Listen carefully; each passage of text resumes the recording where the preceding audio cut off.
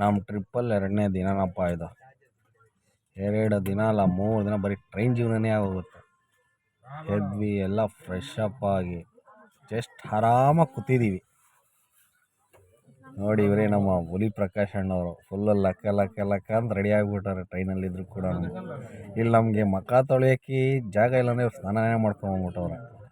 ಬಂದಿದ್ದ ತಕ್ಷಣ ಏನು ಫುಲ್ ಬ್ಯಾಟಿಂಗು ಟಿಫನ್ ಟೈಮ್ ಆಯ್ತು ಅಂದ್ಬಿಟ್ಟು ಅಕ್ಕಪಕ್ಕ ಇದ್ದ ಆಂಟಿ ಜೊತೆ ಸ್ವಲ್ಪ ಫ್ರೆಂಡ್ಶಿಪ್ ಚೆನ್ನಾಗಿ ಬೆಳೆದಿದ್ದರಿಂದ ಎಲ್ಲರೂ ಅವ್ರು ತಂದಿದ್ದನ್ನೆಲ್ಲ ನಮ್ಗೆ ಶೇರ್ ಮಾಡ್ರು, ನಾವು ತಂದಿದ್ದೆಲ್ಲ ಅವ್ರು ಶೇರ್ ಮಾಡಿ ವೆರೈಟಿ ಟಿಫನ್ ಗಡತ್ತ ಬ್ಯಾಟಿಂಗ್ ಮಾಡಿದ್ದೇನೆ.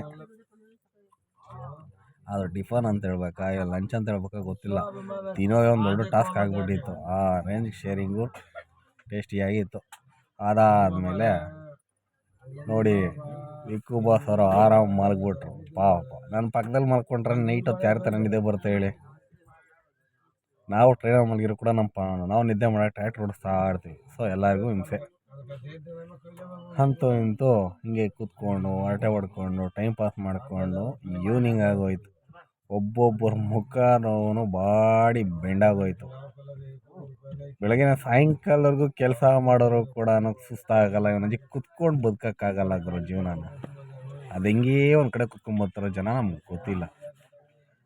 ಪಾಪ ನಮ್ಮ ಹುಲಿ ಪ್ರಕಾಶ್ ಅಣ್ಣನ ಮುಖ ನೋಡಿ ಫುಲ್ಲು ಬಾಡಿ ಬೆಂಡಾಗಿ ಹೋಗಿದೆ.